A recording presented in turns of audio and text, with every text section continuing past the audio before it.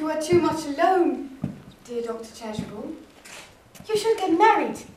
A misanthrope I can understand. A womanthrope never. Believe me, I do not deserve so neologistic a phrase. The precept, as well as the practice of the primitive church, was distinctly against matrimony. That is obviously the reason why the primitive church has not lasted up to the present day. And you do not seem to realise, dear doctor, that by persistently remaining single, a man converts himself into a permanent public temptation. Men should be more careful. This very celibacy leads weaker vessels astray. But is a man not equally attractive when married? No married man is ever attractive except to his wife. And often I've been told, not even to her. That depends on the intellectual sympathies of the woman. Maturity can always be depended on. Ripeness can be trusted. Young women are green. I spoke horticulturally. My metaphor was drawn from fruits. But where is Cecily? Perhaps she followed us to the schools. Mr. Worthing! Mr. Worthing! This is indeed a surprise. We did not look for you until Monday afternoon. I have returned sooner than I had expected. Dr. Chasuble, I hope you are well. Mr. Worthing, I trust that this garbled woe does not betoken some terrible calamity. My brother. More shameful debts and extravagance. Still leading his life of pleasure. Dead. Your brother Ernest? Dead? Quite dead. What a lesson for him. I trust he will profit by it. I offer you my most sincere condolences, Mr. Worthing. At least you have the consolation of knowing that you are always the most generous and forgiving of brothers. Poor Ernest. He had many faults, but it is a sad, sad blow. Yes, very sad indeed. Were you with him at the end? No, he died abroad, in Paris, in fact. I had a telegram last night from the manager of the Grand Hotel. Was the cause of death mentioned? A severe chill, it seems. As a man sows, so shall he reap. Charity, Miss Prism, charity. None of us are perfect. I myself am peculiarly susceptible to drafts. Will the interment take place here? No, he seems to have expressed a desire to be buried in Paris. In Paris? Well, I fear that hardly points to any very serious state of the mind at the last. Oh, you would no doubt wish me to make some slight allusion to this tragic domestic affliction next Sunday. My sermon on the meaning of manna in the wilderness can be adapted to almost any occasion, joyful, or as in the present case, distressing. I've preached it at harvest celebrations, christenings, confirmations, on days of humiliation, and on festal days. The last time I delivered it was in the cathedral. The bishop, who was present, was much struck by some of the analogies I drew. That reminds me, you mentioned christenings, I think, Dr. Chasuble. I suppose you know how to christen, all right? I mean, you are continually christening, aren't you? It is, I regret to say, one of the rector's most constant duties in this parish. I've often spoken to the poorer classes on the subject, but they don't seem to know what thrift is. But is there any particular infant in whom you are interested, Mr. Worthing? Your brother was unmarried, was he not? Oh, yes. People who live entirely for pleasure usually are. But it is not for any child, dear doctor. I am very fond of children. No, the fact is, I would like to be christened myself. This afternoon, if you have nothing better to do. But, Mr. Worthing, surely you have already been christened? I don't remember anything about it. But you have any grave doubts on the subject? I certainly intend to have. Of course, I don't know if the thing would bother you in any way, or if you think I'm a little too old now. Oh no, not at all. The sprinkling and immersion of adults is perfectly canonical practice. Immersion? You need have no apprehensions. The sprinkling is all that is necessary, or indeed I deem advisable, whether so changeable. At what hour would you wish the ceremony to be performed? I could trot around about 5 if that would suit you. Perfectly, perfectly. In fact, I have 2 similar ceremonies to perform at that time. A case of twins that occurred recently in one of the outlying cottages on your own estate. Poor Jenkins the carter, a most hard-working man. Oh, I don't see much fun in being christened along with other babies. It would be childish. Would 5:30 do? Perfectly, perfectly. And now I shall not intrude into a house of sorrow any longer. I would merely beg of you not to be too much bowed down by your grief. What seem to us bitter trials are often blessings in disguise. This seems to me a blessing of an extremely obvious kind.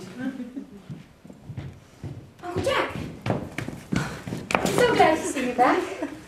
But what horrid clothes you've got on. Do go and change them. Cecily! My child, my child! What's the matter, Uncle Jack? You look as though you have a toothache. I've got such a wonderful surprise for you. Guess who's in the dining room? Your brother? Who? Your brother Ernest. He arrived about half an hour ago. What nonsense, I haven't got a brother. Don't say that. However badly he may have behaved to you in the past, he's still your brother. You couldn't be so heartless as to disown him. I'll tell him to come out and you will shake hands with him, won't you, Uncle Jack? These are very joyful tidings. After we'd all been resigned to his loss, his sudden return seems to me peculiarly distressing. My brother is in the dining room. I don't know what it all means. I think it's perfectly absurd. Good heavens! Brother John, I've come up from town to tell you that I'm very sorry for all the trouble I've given you, and that I intend to lead a better life in the future. Uncle Jack, you will not refuse your own. Nothing will induce me to take his hand. I think his coming down here disgraceful, and he knows perfectly well why. Uncle Jack, do be nice. There's some good in everyone. Ernest has just been telling me about his poor invalid friend, Mr. Bunbury, whom he goes to visit the store. Surely it must be much for a man who's kind to an invalid and leave the pleasures of London behind to sit by a bed of pain. He has been talking about Bunbury, has he? Yes. He's told me all about poor Mr. Bunbury and his terrible state of health. Bunbury. Well, I won't have him talk to you about Bunbury or about anything else. It is enough to drive one perfectly frantic. Of course, I admit that the faults were all on my side, but I must say I think Brother John's coldness to me peculiarly painful. I had expected a more enthusiastic welcome, especially considering it's the first time I've come here. Uncle Jack, if you do not shake hands with your brother, I will never forgive you. Never forgive me. Never, never, never!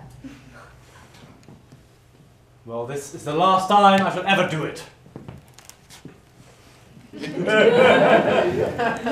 It is pleasant, is it not, to see so perfect a reconciliation. I think we might leave the 2 brothers alone. Cecily, you will come with us. Certainly, Miss Prism. My little task of reconciliation is over. You've done a beautiful action today, dear child.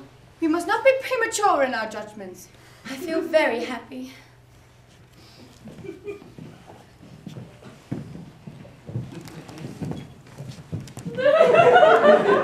You young scoundrel, Algie. You've got to get out of this place as soon as possible. I don't allow any Bunburying here.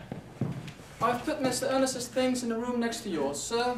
I suppose that is all right. What? Mr. Ernest's luggage, sir. I've unpacked it and put it in the room next to your own. His luggage? Yes, sir. 3 portmanteaus, a dressing case, 2 hat boxes, and a large luncheon basket. Yes, I'm afraid it can't stay more than a week this time. Merriman, order the door card at once. Mr. Ernest has been suddenly called back to town. Yes, sir. What a fearful liar you are, Jack. I've not been called back to town at all. Yes, you have. I haven't heard anyone call me.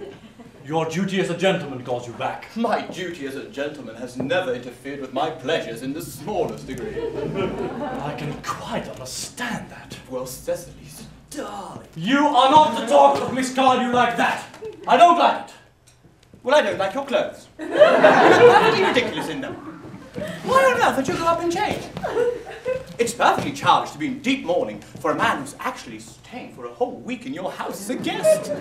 I call it grotesque. You are certainly not staying with me for a whole week as a guest or anything else.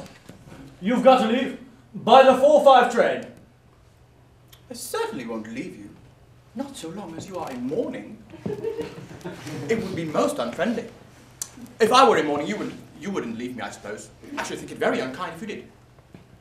Well, will you go if I change my clothes? Yes. If you're not too long.